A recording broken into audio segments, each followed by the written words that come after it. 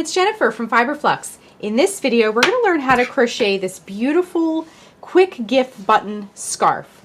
This is a lovely textured, kind of like a mini scarf. It's not super long. Now you could really make this as long as you like, but I wanted this to kind of be one of those scarves that's going to stay on. So you kind of button it into place. And this is part of our 12 weeks of gifting cowl that's going on Fiber Flux right now. We're kind of coming to the tail end of it. This is the second to last pattern from the series. There are 12 patterns in all, and they've all been so much fun to make and share with all of you. And some of the stuff that you're creating is absolutely beautiful. This is created with some easy double crochets and some puff stitches. I'm going to walk you through the entire tutorial step by step. Now, the buttons make it really fun because you could, for example, unbutton one of these and sort of wear it as a collar. You could wear it open and not button it at all. You could button, if you do like the bottom here, you could kind of leave the bottom open and have it sort of wrap around your shoulders. You can wear this with the buttons right in the front. You can wear this sort of with the buttons perched up at your shoulder asymmetrically. So if you hop on over to the Fiber Flux blog, you can see all the different ways I've photographed this piece and how to style it if you need some ideas. It's a very fun and versatile piece, and you can really make this as long as you like. Okay, so the finished piece is about 13 inches wide. It's very generously sized width-wise, and then the circumference of this is about 46 inches when it's buttoned. So it's about 46 inches long if you wear it as a scarf. So this is like I said, a fun and easy piece to do with tons of texture, and it's very simple and quick as well. So let's get started. For this project, you'll need a pair of scissors, a tapestry needle, a ruler or tape measure is super helpful to get that length of the scarf that you're looking for. You're also going to need 3 buttons. Now these are 1 inch wide. Any buttons that you do choose, make sure we're going to use the decorative holes of our scarf, not necessarily specific button holes, but the decorative holes as our adjustable buttonholes. So you'll want to make sure that you pass the button through just to make sure it fits. But mine are about 1 inch wide, and as a side note, in case you're wondering, these are coconut wood buttons I just picked up at the craft store. Very inexpensive buttons. And then for our hook, we're going to be using an 8mm L crochet hook. And for the yarn, we're going to be using a yarn called Red Heart Super Saver Chunky. Now, if you've joined us for the other projects in the 12 weeks of gifting series, you'll notice that the 8mm hook and the Super Saver Chunky yarn are the same for all the projects from this series. We're just kind of switching up the colors. Now, this yarn is, I'm using 2 of the same color. You can do 2 different colors if you want stripes or something like that, or a color block effect. I'm going to be using 2 skeins of the buff colorway. Now if you notice on the label it says no dye lot. This yarn does not have dye lot, so if you buy any 2 skeins you should be fine. And if you need to substitute yarn, just look for a yarn that is a 5 bulky on the yarn weight scale and recommends the 8mm L crochet hook. Now this particular yarn, the Super Saver Chunky, happens to be machine wash and dry, which I think is really nice for gift giving, because the people that you give it to don't really need to worry about very specific laundering instructions. But anyway, I'll be using 2 skeins of the buff of the Super Saver Chunky. Oh, and one more thing, each skein is 173 yards. So let's get started. To begin, we're going to put a slip knot on our hook. So let's zoom in a little so you can see here. What we want to do is wrap the yarn around your fingers to make a loop, bring the yarn behind that loop, reach in with your hook, bring up that loop and tighten. So our starting chain is going to be 40. What we're going to do is, if you need to change the width, if you need to make it wider or narrower, this is a fairly wide scarf. Because it buttons, it's a little shorter than a standard scarf.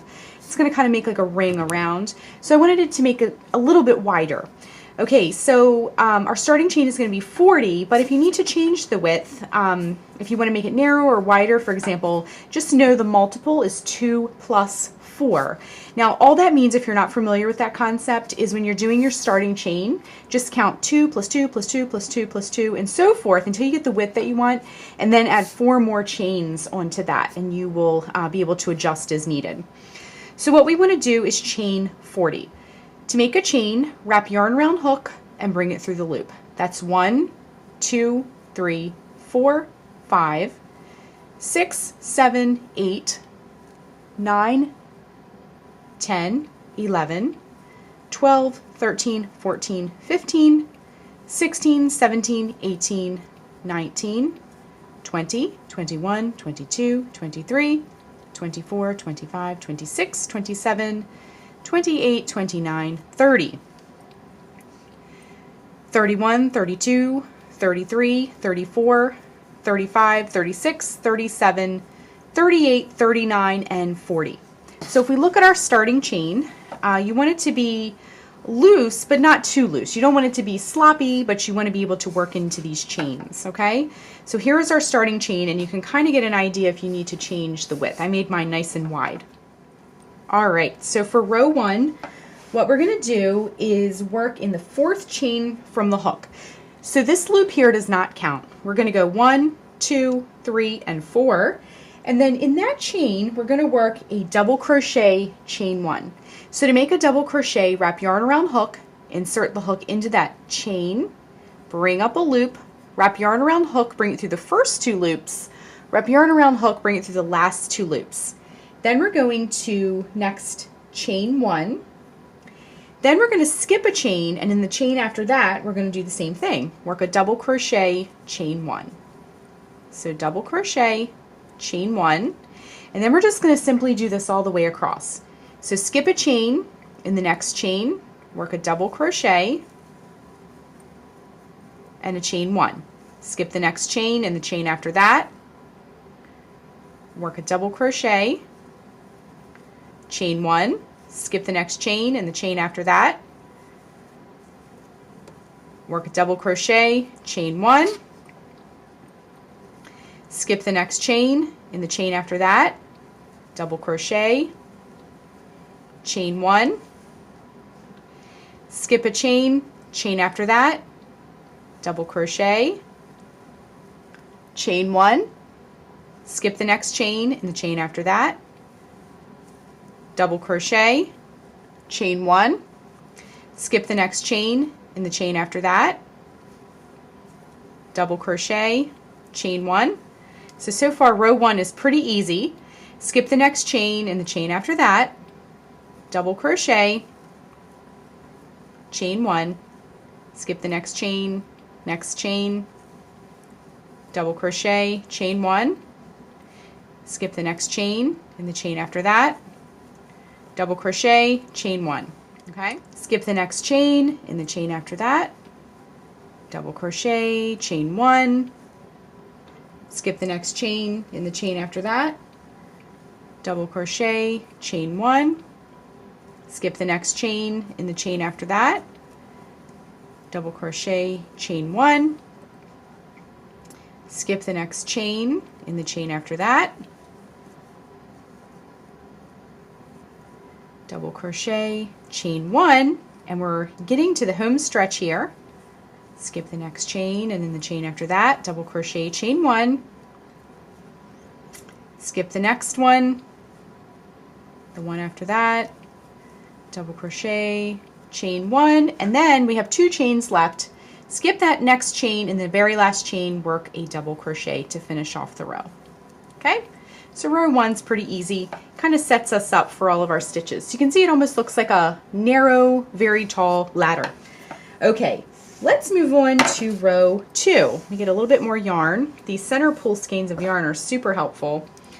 Okay, next for row 2, we're going to chain 3, 1, 2, 3, and we're going to turn our work. Next, what we're going to do is we're going to work a puff stitch into each one of these double crochets. Now this first one here doesn't count because this chain 3 counts as a double crochet to kind of start our row off. But we're going to work a puff stitch in each one of these double crochets all the way across. Okay, so let me show you how to do that. So to make a puff stitch, now we need to locate where to put the puff stitch first. So here is our double crochet from the previous row. At the very top, it looks like a little loop is at the top, okay? When you insert, if you turn it towards you a little bit, there's a little V at the top. Just make sure when you insert, you're catching both of those loops, that front one and that back one. Okay, so let's do the puff stitch. To make a puff stitch, we're going to wrap yarn around hook, insert the hook into that stitch that we were talking about, bring up a loop. You'll have 3 loops on your hook. Wrap yarn around hook again, insert it back into that same stitch, bring up a loop. You'll have 5 loops on your hook this time. Wrap yarn around hook, insert it back into that same stitch again, bring up a loop. You'll have 7 loops on your hook, okay? Now what I like to do is sort of give it a wiggle, straighten everything out. Wrap yarn around hook one last time, bring it through all 7 loops, okay? Now if you do that and something snags and it doesn't look very nice, feel free to redo it, no big deal. Then to close this top of the stitch, we're going to chain 1. So wrap yarn around hook and bring it through the loop. And that is our puff stitch. Now it'll open up that double crochet top a little bit. It almost looks like a little flower or a column, or even a stick person actually. Okay, so we're just going to work a puff stitch all the way across, okay? So I'm going to do a couple with you just so you can master it, and then we'll kind of finish off the row on our own. So let's work the next puff stitch. Locate the next double crochet from the previous row. There's a little loop at the top. Wrap yarn around hook, insert it into that stitch, bring up a loop. 3 loops on the hook. Wrap yarn around hook, insert it back into that stitch, bring up a loop. 5 loops are on the hook. Wrap yarn around hook, insert it back into that same stitch, bring up a loop. 7 loops on the hook. Wrap yarn around hook, bring it through all 7 loops, and chain 1 to close the stitch. Okay, so we're getting a lot of really pretty texture so far. All right, let's pull our yarn a little bit, get a little bit more yarn. Now, we've made 2 kind of slowly, so I'm going to sort of cruise through the next couple of ones, okay? Locate the next stitch, bring up a loop, 3 loops on the hook, bring up a loop, 5 loops on the hook, insert, bring up a loop, 7 loops on the hook. Yarn around hook, bring it through all 7 loops, and chain 1.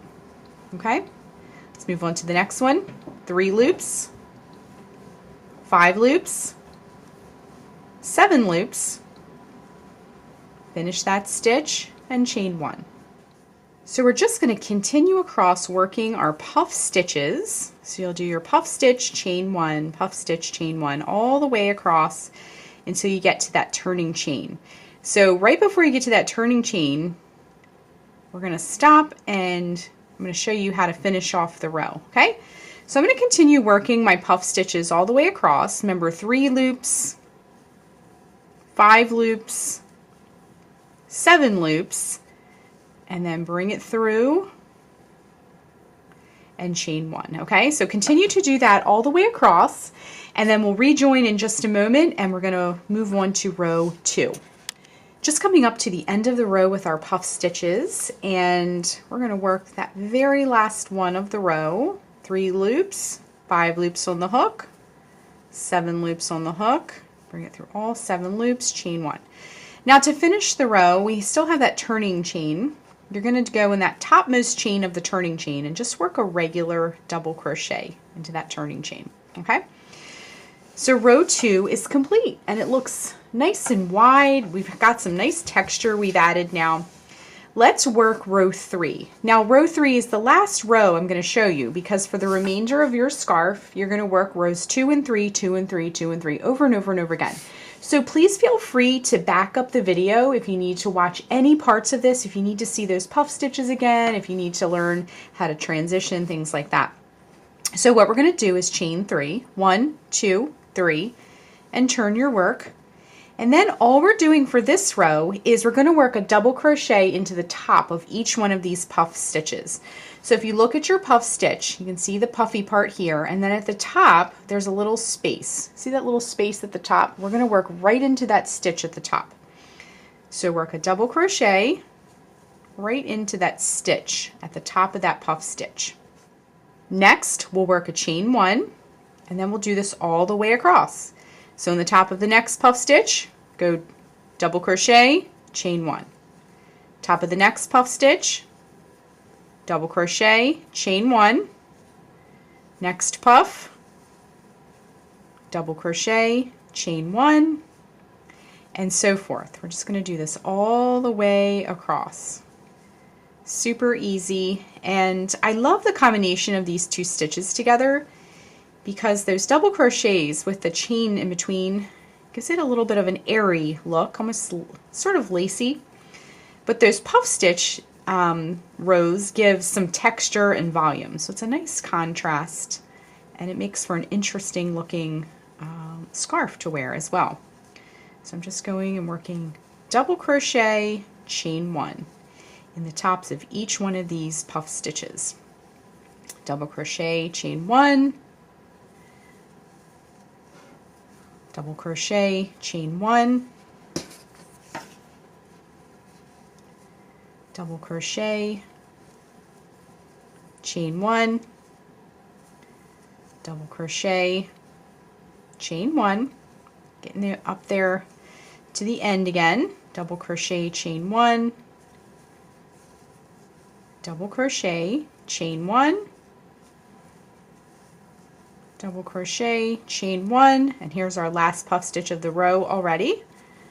Double crochet, chain 1, and now locate that topmost chain of your turning chain, and you're just going to work a double crochet into that chain to finish off the row. Okay, so let's look at our handiwork here.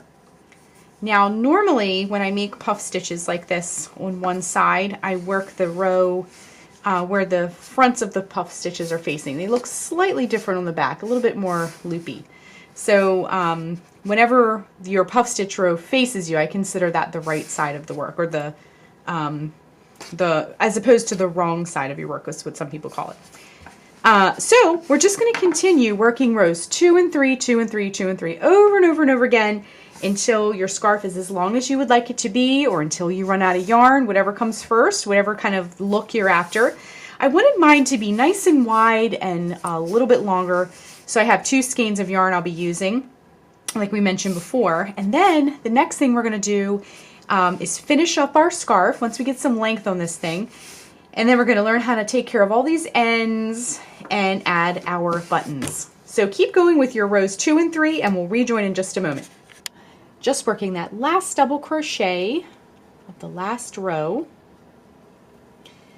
and our beautiful button scarf is done, but it's not technically a button scarf yet because we haven't added the buttons. So when you stop crocheting, so we did, like I said before, 2 skeins of this really pretty tan color yarn, but you want to reserve enough to be able to sew the buttons on. So I have a couple yards here, and I'm just going to take my scissors and cut the yarn and fasten off. So let's get some of these ends woven in. Grab your tapestry needle, and then what you can do is thread that, and then we're going to just weave that end right in. So do the best you can, because the rows with your double crochet stitches are a little bit more open looking than the puff stitch rows. So you just want to make it blend as nicely as possible. Okay, so pull that through. If you did a multicolor project, just make sure you stay in the same color area with your tails, and they'll blend a little bit nicer if you do that. Okay, so I went in one direction, came back in the other direction, and then trim. So we just want to repeat that for the rest of our ends, if you have any other ends going on. Okay, so repeat that for all the other ends, and then we will rejoin, and we're going to be adding our beautiful buttons to our piece next. So our ends are woven in and they look great. So now we're just going to grab this yarn that we have here, and I'm going to switch to a little bit of a smaller tapestry needle just because of my buttonhole size. And then you want to choose an edge that you want to sew your buttons onto. So our scarf will come together here, and we're going to sew the buttons along one of these edges, just like that. Okay, so pick the edge that you like the best. This one, to me, I like this edge a little bit better than this, so I'm going to put this one on the bottom. I believe this was our starting edge, but anywho, I will be choosing this edge to sew my buttons. Okay, so what we're going to do is just bring it a little bit closer to me here. We want to position our buttons so that they're equal distance apart from one another. Okay, now I'm going to choose to sew my buttons to this puff stitch row just because it gives me a little bit more to work with here as far as sewing. So grab your tapestry needle, and we don't need this long piece, maybe just about 12 inches or so. We're going to sew one button at a time. And what we want to do is just thread our tapestry needle, and then take our first button, and you can measure with a ruler or tape measure if you'd like to get an exact measurement, but us artsy types like to just sort of eyeball things up. So I'm just going to eyeball mine up a little bit, and then we're going to just sew each button on. So just hold it in place and pull it almost all the way through. Leave yourself a little tail in the back. And the matching piece of yarn always makes it look very nicely coordinated. So we're just going to sew our button right on there. And I chose the wood because I feel like it blends. Now it might be a little snug to get that chunky yarn through. But I chose the wood buttons because I felt like they coordinated really beautifully with this tan yarn. Looks very warm and cozy. So might have to shimmy them through a little. Once you've sewn your button on, what you want to do is tie the ends very securely, because anything that you wear and it's getting a lot of movement and you're taking it on and off, you want to make sure everything is very secure so that they stay put. Your buttons stay put and they're not popping off. So just make sure whenever it's something that you're wearing, whenever you have decorative buttons, you know, it's a little less important. I mean, obviously you want those to stay on too, but buttons and pieces that get lots of movement by wear, you want to make sure that stays on really, really well. So I'm just weaving the ends in from the button at this point. And then what we're going to do is, once you've sewn that first button on, then you'll just sew the other two. So you'll have 3 in a row. Now, if you want a little bit of a different look, you could just do one button and just kind of wear it asymmetrically. I have other patterns where I've done that, and it looks very, very pretty. But this one, I wanted it to function as a big loop. So we're going to just do our 3 buttons. Okay, so position your other button, sew that one on next, and then the third button as well. All of our buttons are ready to go. So what we just need to do now is button it all together. And you can kind of line up your buttons with these buttonholes in between the puff stitches. Work very nicely. And because there's rows and rows of puff stitches, your styling options are endless, really. Okay, so everything's buttoned and it looks very pretty. So let's just kind of look at this. And now when you wear it, you could leave one unbuttoned and just kind of let it drape over your shoulders. You could wear the buttons off to the side and have them kind of perched up on your shoulders. So make sure too you hop on over to the Fiber Flux blog, because I'll have lots of photos on how to wear. This is a very versatile piece that you can style in lots of different ways. Before we go, be sure and use the hashtag FiberFluxCal to share your work on social media. We all love to see it.